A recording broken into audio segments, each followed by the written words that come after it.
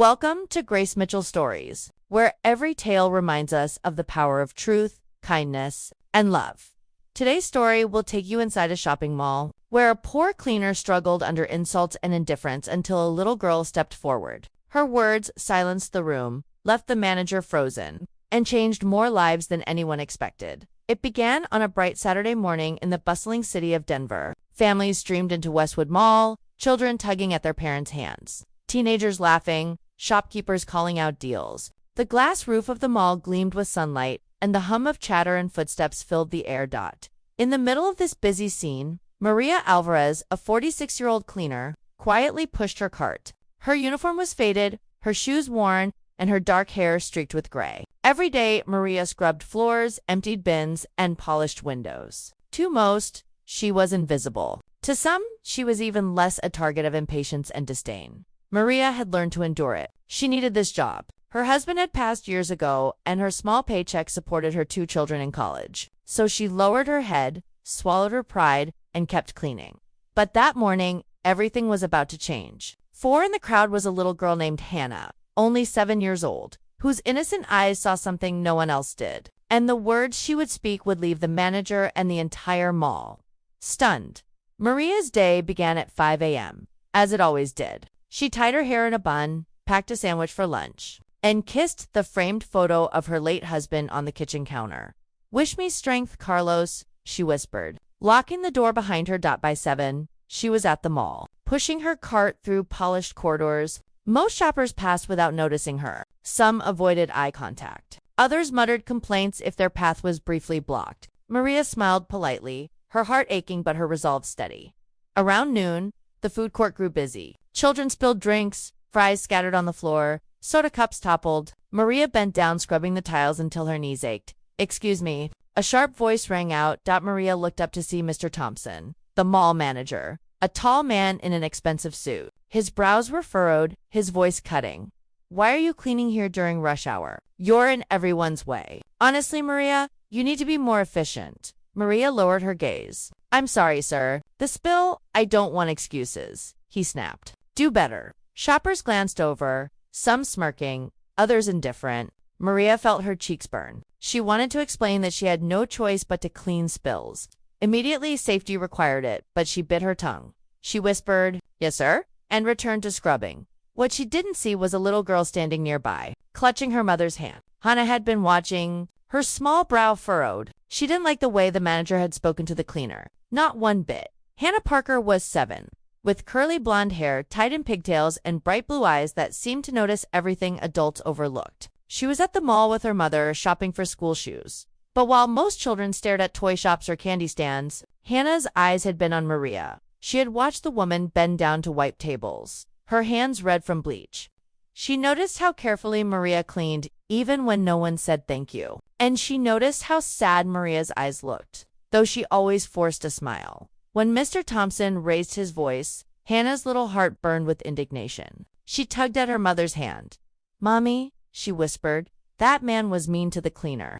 Her mother hushed her gently. Sweetheart, don't get involved." But Hannah couldn't stay quiet. Something inside her told her that silence was wrong. She watched Maria bend lower, her shoulders trembling as she scrubbed. The child's chest tightened, without thinking. Hannah let go of her mother's hand and marched forward. "Stop it," she cried, her voice high but strong.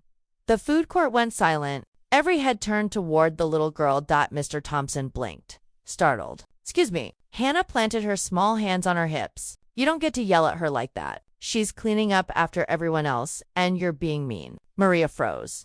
The mop slipped from her hand. She stared at the little girl in disbelief. The crowd murmured. Some chuckled at the bold child. Others leaned in, curious. Mr. Thompson's jaw tightened. "Young lady, you don't understand." "No," Hannah interrupted, her voice trembling but determined. "I do understand. My teacher says people who help us are the most important, and she's helping everyone. You should say thank you, not shout." The manager's face flushed crimson. He opened his mouth, but no words came. The entire mall food court held its breath. Hannah's little voice rang out, louder than the manager's authority. Her words, simple but pure, carried more weight than anyone expected. "She's a hero," Hannah declared, pointing at Maria, "because if she didn't clean, everyone would get sick. and you'd have a gross mall. Heroes don't wear capes. Sometimes they wear uniforms like hers. The crowd erupted in whispers. Did you hear that? Someone said, that little girl's right. She's braver than all of us. Maria's lips trembled. No one had ever defended her like this. Not in years. She felt tears prick her eyes, but she quickly wiped them away. Mr. Thompson tried to regain control. Young lady, I think you should let the adults handle this. Hannah stomped her foot. You're the one acting like a child. Grown-ups should be kind. My daddy says respect is free, and you don't have any manners. Gasps filled the room. A few people laughed nervously. The manager froze, his authority crumbling under the honesty of a 7-year-old. Maria wanted to speak, to tell Hannah it was okay, but her voice wouldn't come. Her heart was too full.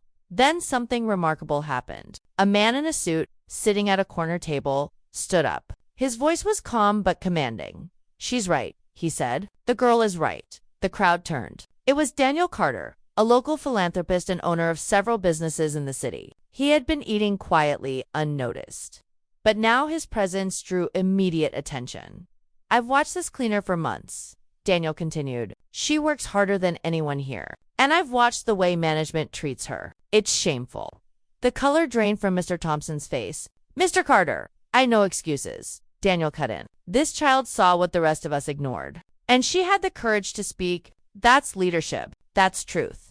Applause broke out. It started with a few, then spread across the entire food court. Shoppers clapped. Some even stood. The sound echoed under the mall's glass roof. Maria covered her mouth, tears streaming freely now. Hannah smiled shyly, slipping back to her mother's side. Her mother whispered, I'm proud of you, sweetheart. But the moment wasn't over. Daniel Carter turned to Maria. What's your name? She wiped her tears. Maria Alvarez, sir. Maria, he said firmly. You deserve respect, and I'll make sure you get it.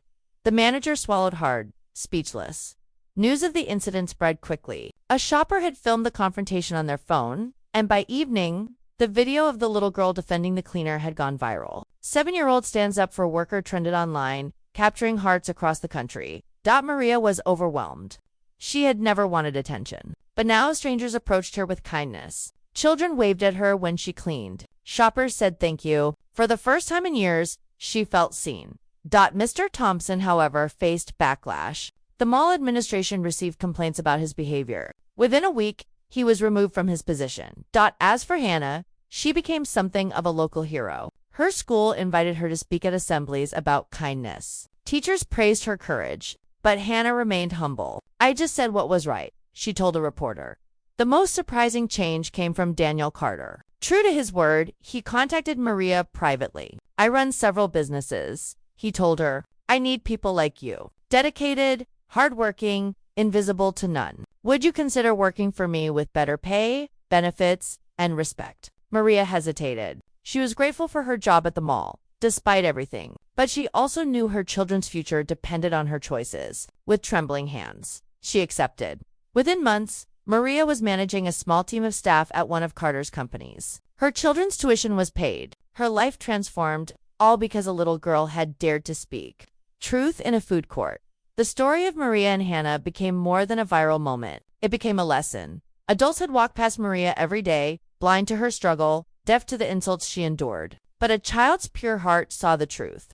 A little girl's voice revealed what wealth, power, and authority had failed to recognize. Maria often thought back to that day. She would smile, remembering Hannah's words. Heroes don't wear capes. Sometimes they wear uniforms like hers. She knew now that dignity wasn't given by titles or salaries. It was earned by hard work, by quiet sacrifices, by love for family. And sometimes it took the courage of a child to remind the world of that truth. And Hannah, she carried the lesson too. Her parents told her, you may be small, but your voice can be mighty. She never forgot. So remember this. Kindness has no age limit. Justice doesn't always come from judges or leaders. Sometimes it comes from the smallest among us, with voices too honest to ignore. And when spoken at the right moment, even the words of a child can freeze a manager, change a life, and inspire a nation. If this story touched your heart, please like, share, and subscribe to Grace Mitchell Stories.